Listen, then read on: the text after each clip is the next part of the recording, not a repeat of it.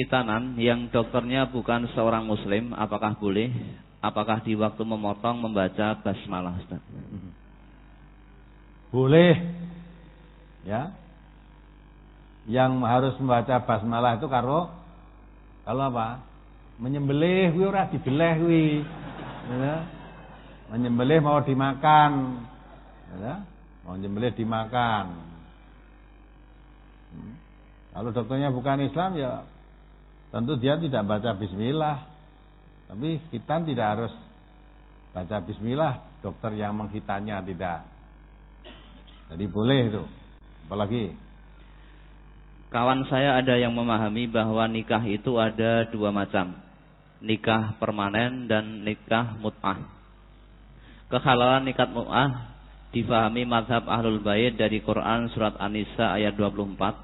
Apakah pemahaman nikah mut'ah yang demikian itu benar, Ustaz? Coba kamu baca yang ayat yang didasari itu, coba kamu baca. Surat An-Nisa nomor surat 4 ayat 24. Wal muhsanatu minan nisa'i illa ma malakat aymanukum kitaballahi alaikum wa ukhilla lakum ma wara'a dzalikum an tabtaghu bi amwalikum muhsinina ghaira musafihin famastamta'tum bihi minhunna fa'atuhunna ujurahunna fariidah wala junaha 'alaikum fima taradaitum bihi min ba'dil fariidah innallaha kana 'aliman hakima. Dan diharamkan juga kamu mengawini wanita yang bersuami kecuali budak-budak yang kamu miliki.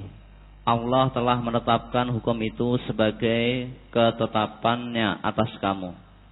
Dan dihalalkan bagi kamu selain yang demikian, yaitu mencari istri-istri dengan hartamu untuk dikawini, bukan untuk berzina.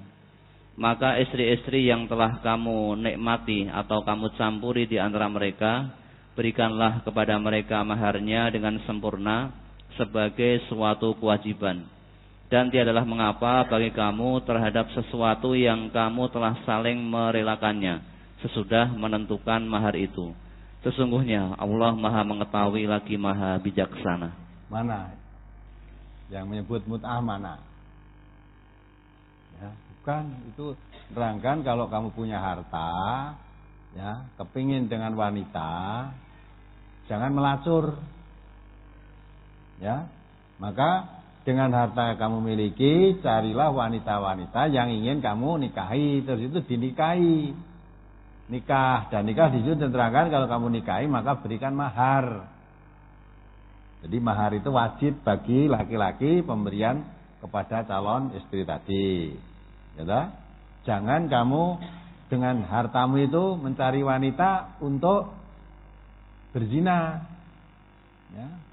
Tapi untuk dinikahi jadi istrinya. Itu bukan untuk dalil nikah mut'ah, tidak. Ya. Dan tidak hanya itu, ya, ada ayat-ayat yang lain. Kalau kamu mempunyai harta mau menikah wanita, jangan menikahi wanita yang sudah apa? Bersuami. Tadi kan diterangkan di situ. Jangan menikahi wanita yang sudah bersuami, karena wanita itu tidak boleh mempunyai suami dua. Suami lebih dari satu itu nggak boleh. Kalau kurang dari satu, jadi bolehnya wanita itu nikah hanya dengan satu laki-laki, satu suami. Maka wanita sudah bersuami tidak boleh dinikahi. Kalau kamu punya harta ingin menikah lagi, jangan yang sudah punya suami, cari wanita lain. Terus kamu nikahi, kamu berikan mahar. Itu kan? Jadi kalau itu digunakan dalil untuk nikah mut'ah tidak tepat. Dan Rasulullah SAW pernah bersabda, Anir Rabi' ibni Sabrotal Juhaini an abihi anna Rasulullah SAW naha anil mut'ati wa qala ala innaha haramun min yaumikum hada ila yaumil qiyamah. Ya, hadis riwayat Muslim. Dari Rabi' bin Sabrah al-Juhani dari ayahnya bahwasanya Rasulullah sallallahu alaihi wasallam telah melarang kawin mut'ah dan beliau bersabda, ketahuilah sesungguhnya kawin mut'ah itu haram sejak harimu ini sampai hari kiamat. Jadi kawin mut'ah itu haram sampai hari kiamat. Ya, hadis riwayat Muslim ini. Lah kalau kira-kira kawin mut'ah itu boleh, orang nek wong zina. Enggak ada kawin mut'ah. Mut'ah itu namanya maksudnya kawin kontrak. Saya ngawin orang wanita, ya kontrak 1 tahun lah.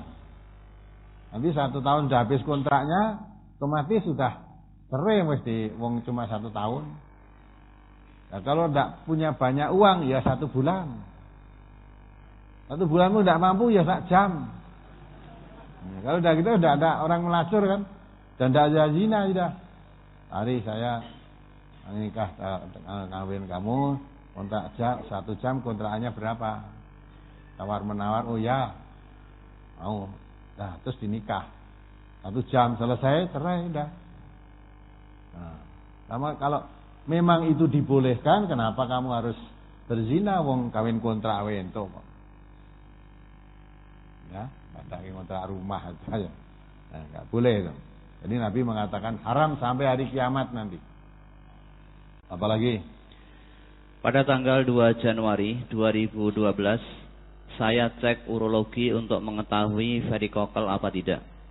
Setelah dicek dokter, di bagian telurnya tidak nampak. Lalu dokter menyuruh saya cek sperma.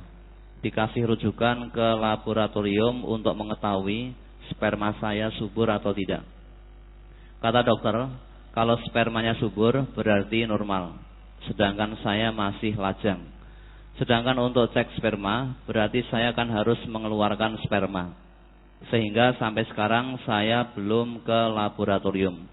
Apakah kalau mengeluarkan sperma untuk yang demikian itu saya berdosa, Ustaz? Tidak, itu untuk kepentingan kesehatan, itu untuk cek. Memang yang harus diperiksa spermanya ya dah. Dan memang itu yang harus dikeluarkan kan. Boleh. Itu keluarkan untuk kepentingan periksa kesehatannya tadi. Jadi kalau untuk kepentingan itu tidak berdosa, boleh. Terus cukup. Baik, mari diakhiri. Alhamdulillah. Subhanakallahumma wa bihamdika asyhadu an la ilaha illa anta astaghfiruka wa atubu ilaik. Assalamualaikum warahmatullahi wabarakatuh. Waalaikumsalam.